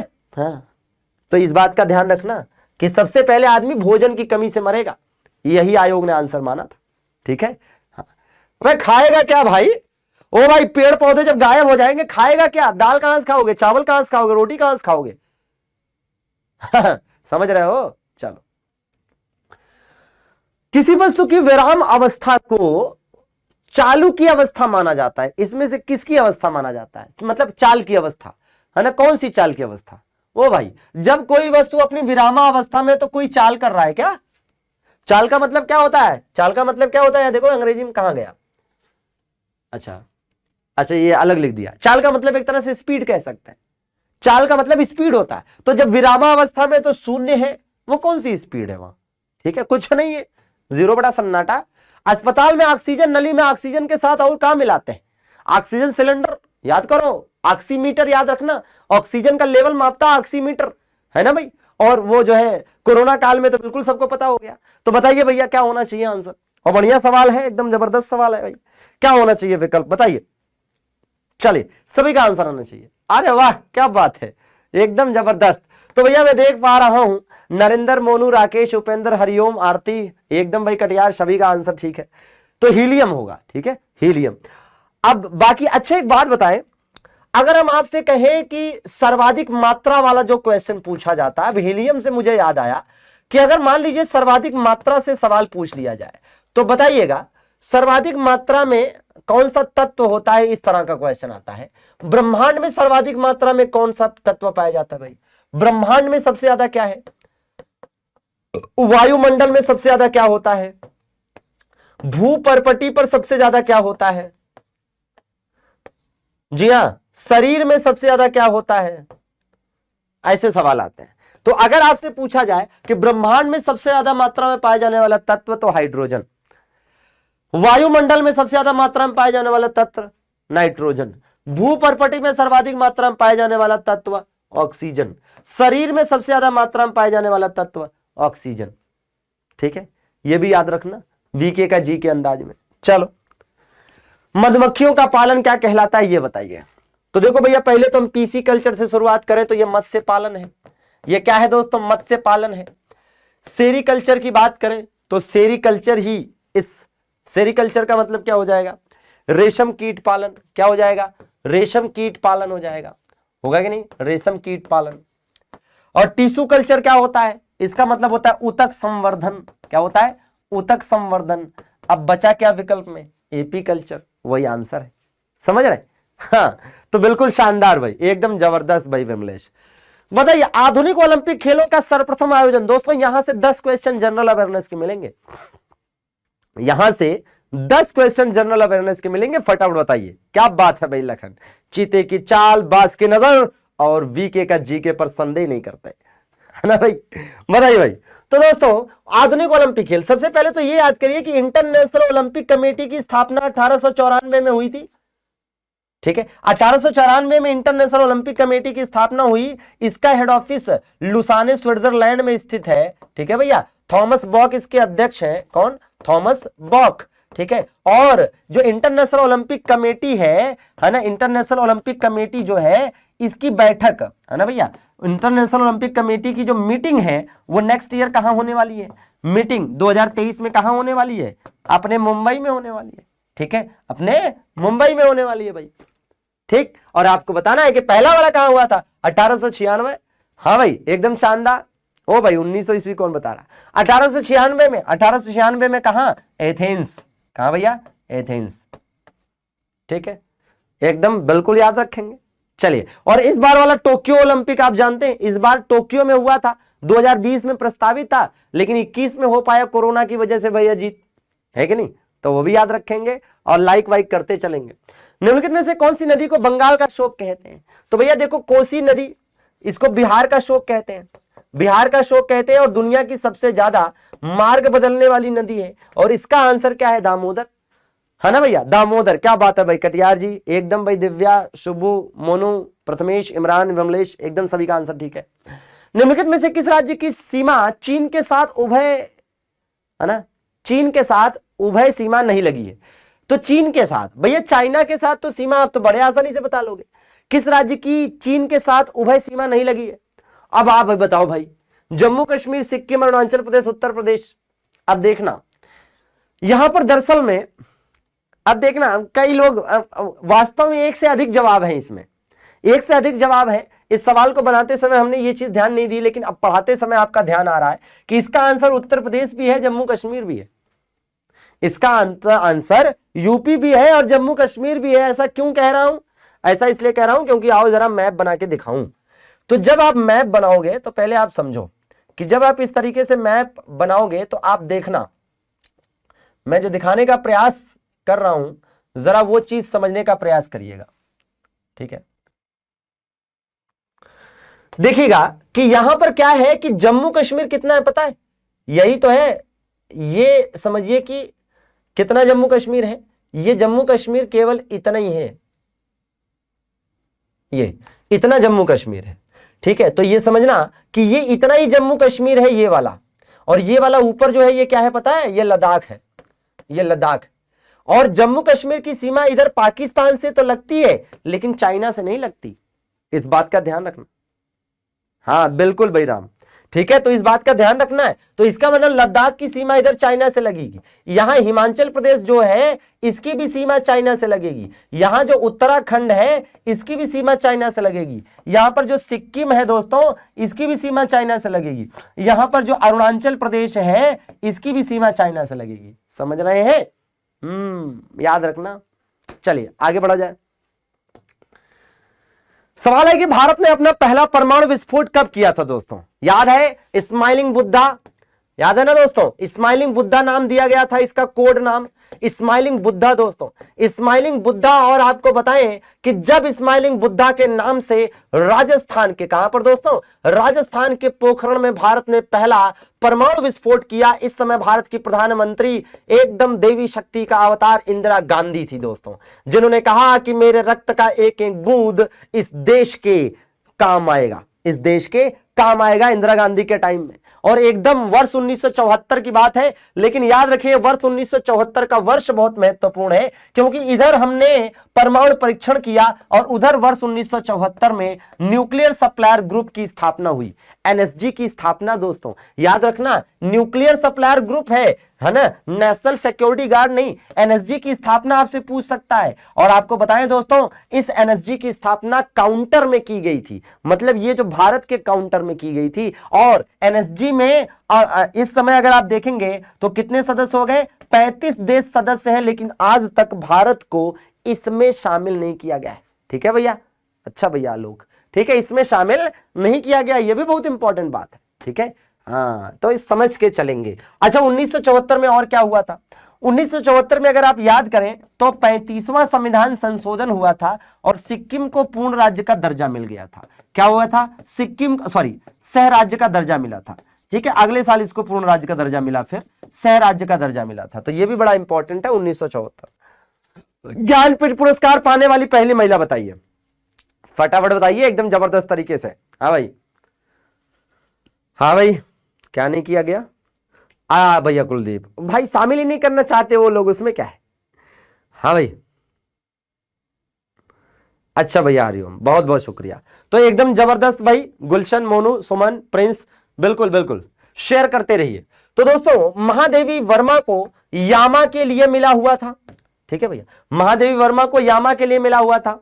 और एकदम तो भैया राइट आंसर होगा आशापूर्णा देवी। कौन भैया? आशापूर्णा देवी। एकदम किसके लिए मिला था जरा ये भी कमेंट करके बताइएगा, फटाफट कमेंट करके बताइएगा किसके लिए मिला था। बाकी दोस्तों आपको बताएं ज्ञानपीठ पुरस्कार की स्थापना कब हुई थी? ज्ञानपीठ पुरस्कार की स्थापना वर्ष 1961 में हुई थी। और पहली बार यह पुरस्कार कब दिया गया था? तो पहली बार यह पुरस्कार वर्ष 1965 में दिया गया था। और यह पहला पुरस्कार मिला था मलयालम भाषा के लिए। किसके लिए? मलयालम के लिए मिला हुआ था। मलयालम के कवि थे, मलयालम लेखक थे, मलयाली लेखक थे, कह सकते हैं कि मलयाली लेखक थे। इनका नाम क्या था? जी शंकर कुरूप। क्या नाम था? जी शंकर कुरूप। तो ये भी याद रखना पड़ता है। ठीक है, एकदम बिल्कुल एकदम शानदार। ओ भाई गजब भाई दिनेश, स्वागत है स्वागत है स्वागत है। ठीक है, तो याद रखेंगे आशापूर्णा देवी को प्रथम प्रतिश्रुति के लिए। किसके लिए? प्रथम प्रतिश्रुति, प्रथम प्रतिश्रुति। ठीक है भैया, हाँ चलिए। हाँ पंचायती राज, अच्छा भैया कुलदीप, ठीक है जल्दी बता देते हैं, कोई दिक्कत नहीं। ठीक है, अलग से शॉर्ट वीडियो लेकर आ जाएंगे, उसमें बता देंगे, टेंशन मत लो। ठीक है भैया, चलो। बाकी हाल ही में आप जानते हैं कि असमिया लेखक किसको? नीलमणि फुकान को, और कोंकणी लेखक दामोदर मौजो को मिला था, है ना भैया? हाँ हाँ भैया विपिन, चलो अच्छा किया बता दियो तुम। पैलेस ऑन व्हील क्या है? कौन बताएगा? पैलेस ऑन व्हील क्या है? ठीक है भैया,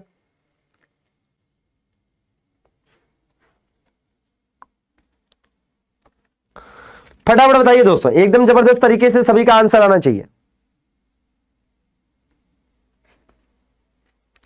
हाँ भाई, हाँ हाँ, 5 ईयर प्लान पर शॉर्ट वीडियो, बिल्कुल भाई, बिल्कुल बिल्कुल, बहुत जल्द आएगा।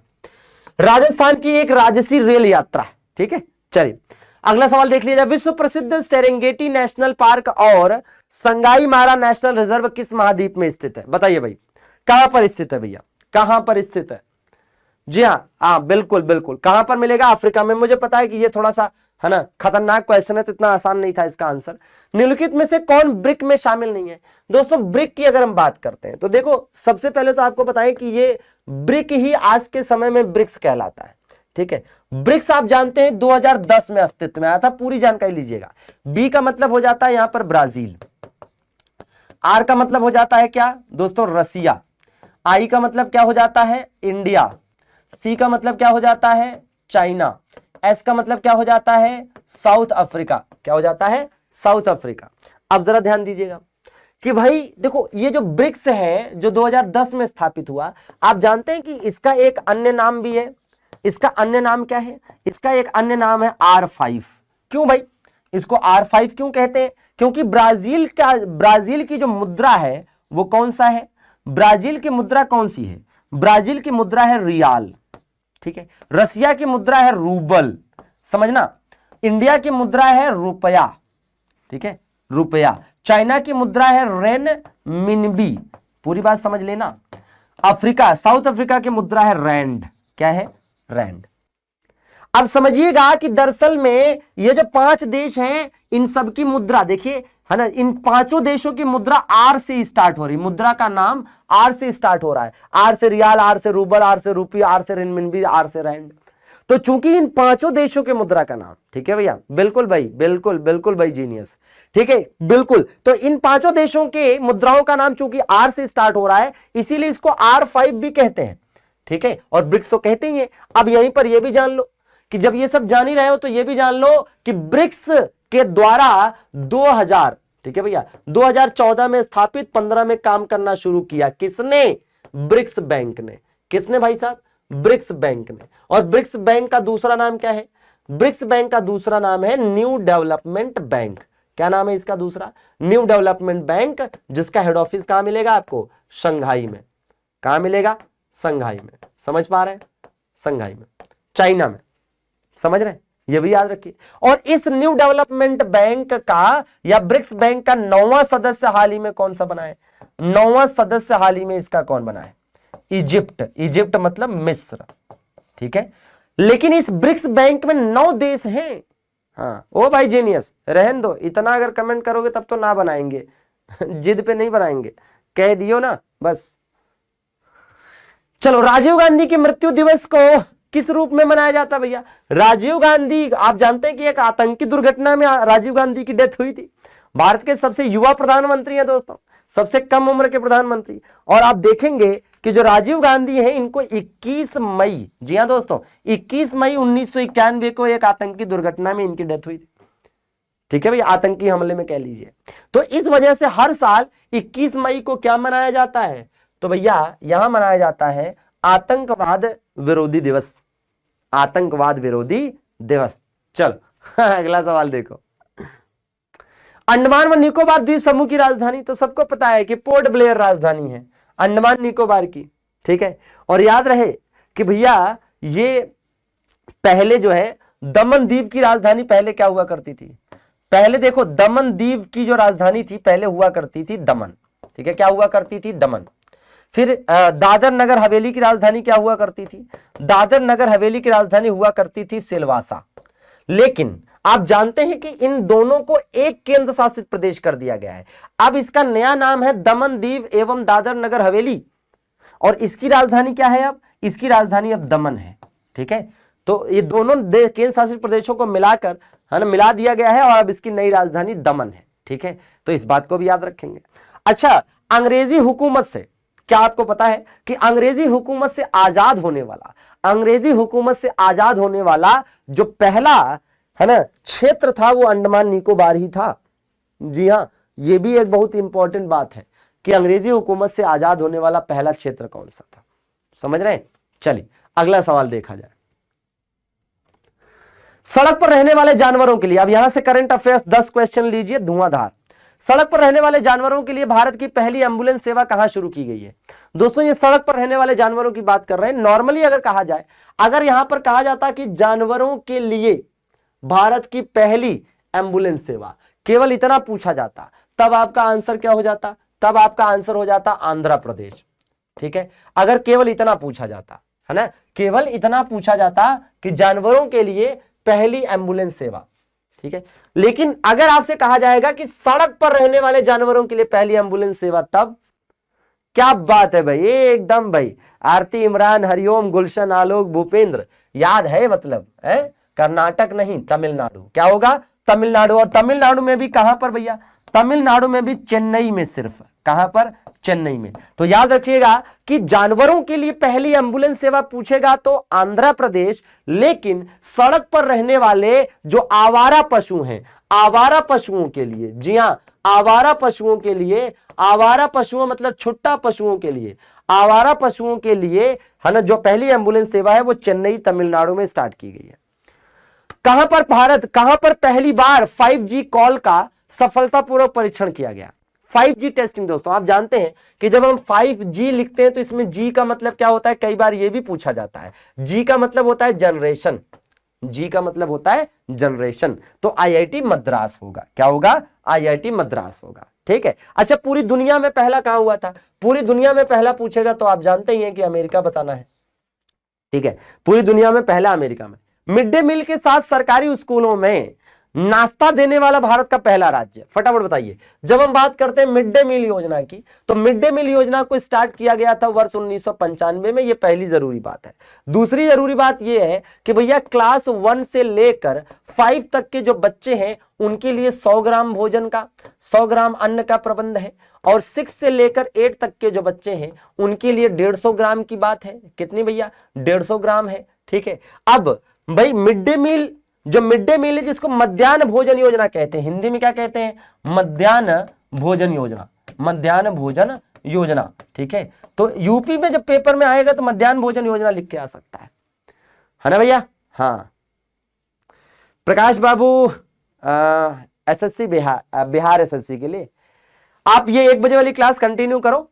यूपी से रिलेटेड जो चीजें बताएंगे वो बस ना याद कर लेना, बाकी सब याद कर लेना। ठीक है, सब मिल जाएगा। ठीक है अरे भैया लोग, चलो अब देखना, तो मध्याह्न भोजन योजना। तो भैया एक बात और आपको बता दें कि ये तमिलनाडु इसका आंसर होगा। और एक बात साथ में बताना चाहेंगे कि मिड डे मील योजना का नाम चेंज हो गया, नाम बदल गया, है ना, नाम बदल गया। क्या हो गया नया नाम? इसका नया नाम हो गया PM पोषण मिशन। क्या नाम हो गया?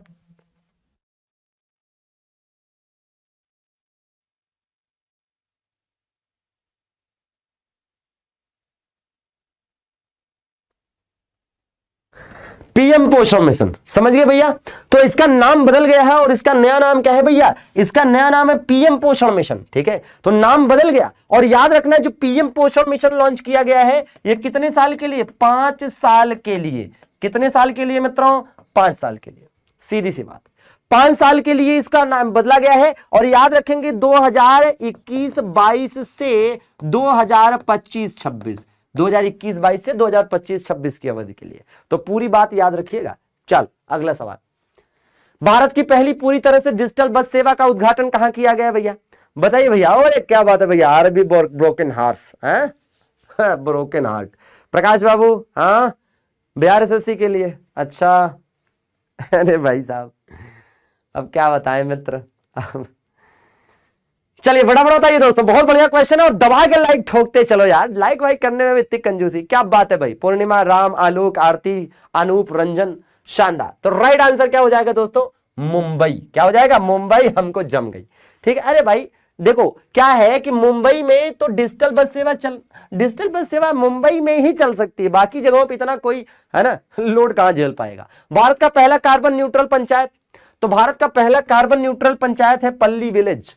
मतलब यहां पर 0 कार्बन एमिशन है, 0 कार्बन एमिशन है। याद करो, एक बात बताओ, भारत का पहला ग्रीन विलेज बताओ। पहला ग्रीन विलेज कौन बताएगा? पहला ग्रीन विलेज बताओ, पहला ग्रीन विलेज। ये तो कार्बन न्यूट्रल पूछा है ना, पहला ग्रीन विलेज पूछता तब तो याद रखना खानोम, क्या भैया, खानोम, ठीक है। ये पूर्वोत्तर में पड़ता है, शायद मणिपुर में, देखना पड़ेगा, खानोम, ठीक है भैया। तो फर्स्ट ग्रीन विलेज। अच्छा एक चीज है कि जब कार्बन की बात हो रही है तो एक चीज बताइए, जीरो है ना, जीरो कार्बन एमिशन की अगर हम बात कर लेते हैं, किसकी बात कर लेते हैं, अगर हम बात करते हैं जीरो कार्बन एमिशन की, अगर हम जीरो कार्बन एमिशन मतलब जीरो कार्बन उत्सर्जन की बात करते हैं, तो किसने क्या टारगेट सेट किया है। जैसे इंडिया का टारगेट है कि वर्ष 2070 तक कार्बन एमिशन को जीरो पर ले आना है ना भैया। चाइना का टारगेट है कि भाई 2060 तक जीरो कार्बन एमिशन करना है, ठीक है। मुंबई का टारगेट है कि मुंबई का टारगेट है 2050, ठीक है। और इंडियन रेलवे का टारगेट क्या है, तो इंडियन रेलवे का टारगेट है 2030, समझ रहे हैं। तो ये भी आपको याद करना पड़ेगा कि किसने कब तक जीरो कार्बन एमिशन का टारगेट सेट किया है। तो कुल मिलाकर ये अलग अलग है। और बताओ, कार्बन न्यूट्रल खेती का प्रस्ताव पेश करने वाला भारत का पहला राज्य कौन बताएगा। कार्बन न्यूट्रल खेती का प्रस्ताव पेश करने वाला भारत का पहला राज्य केरल। कौन भैया, केरल, जी हाँ। अच्छा भैया नीरज, ठीक है। तो कार्बन न्यूट्रल खेती का प्रस्ताव पेश करने वाला पहला राज्य केरल। भारत का पहला अमृत सरोवर किस राज्य में विकसित किया गया है, तो भैया भारत का पहला अमृत सरोवर उत्तर प्रदेश के रामपुर में विकसित किया गया है। आप यहां देख सकते हैं कि भैया गौरतलब है कि आजादी के अमृत महोत्सव, आजादी का अमृत महोत्सव समझ रहे हैं, 75 साल पूरे होने के उपलक्ष्य में है ना, जल संरक्षण के लिए अमृत सरोवर योजना शुरू की गई है, जिसके अंतर्गत देश के प्रत्येक जिले में 75 है ना भैया सरोवर बनाए जाएंगे, अमृत सरोवर। तो याद रखेंगे अमृत महोत्सव मतलब 75 साल आजादी के पूरे होने के उपलक्ष्य में, और इसके अंतर्गत प्रत्येक जिले में 75 अमृत सरोवर बनाए जाएंगे, ठीक है भैया। हाँ अब देखिए क्या है,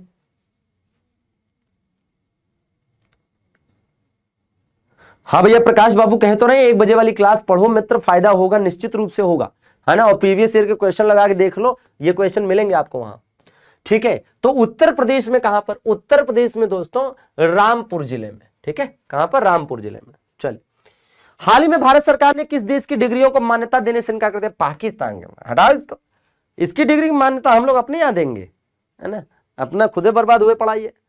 भारत के पहले पोर्टेबल रूफटॉप सोलर सिस्टम का अनावरण कहां किया गया है, तो भैया गांधीनगर में। ये गांधीनगर दोस्तों आप जानते हैं गुजरात की राजधानी, क्या है, गुजरात की राजधानी है। और यहां पर इस बार का डिफेंस एक्सपो भी यहीं पर होने जा रहा है ना, इस बार का डिफेंस एक्सपो भी यहीं पर होने जा रहा है, ठीक है। तो इसको भी याद रखिएगा। पर्यावरण निष्पादन सूचकांक 2021 में 180 देशों की सूची में भारत का अंतिम स्थान है, ये बहुत दुखद बात है, ठीक है भैया। और यहां पर देख सकते हैं कि भैया पहले स्थान पर डेनमार्क है, दूसरे पर यूके है, ठीक है, तीसरे पर फिनलैंड है, ठीक है। और भारत का स्थान क्या है, 180। तो ये बड़ी दुखद बात है, इसको याद रखिएगा। क्यूएस वर्ल्ड यूनिवर्सिटी रैंकिंग की बात करें, क्यूएस वर्ल्ड यूनिवर्सिटी रैंकिंग में शीर्ष स्थान पर कौन सी यूनिवर्सिटी है, तो भैया एमआईटी पूरी दुनिया में टॉप पर है। एमआईटी, एमआईटी कहां पर है, अमेरिका में है, ठीक है भाई, अमेरिका में है। आप देख सकते हैं कि ये पहले नंबर पर है एमआईटी, दूसरे नंबर पर ऑक्सफोर्ड और तीसरे नंबर पर कैम्ब्रिज। भारत की बात करें तो भैया आईआईटी बॉम्बे टॉप पर है, ठीक है। चलिए, तो बहुत बहुत शुक्रिया जुड़ने के लिए, जिन्होंने लाइक वाइक ना किया हो जरूर करिएगा, और दोस्तों के बीच शेयर करना बनता है। मिलते हैं कल, बहुत बहुत शुक्रिया, धन्यवाद।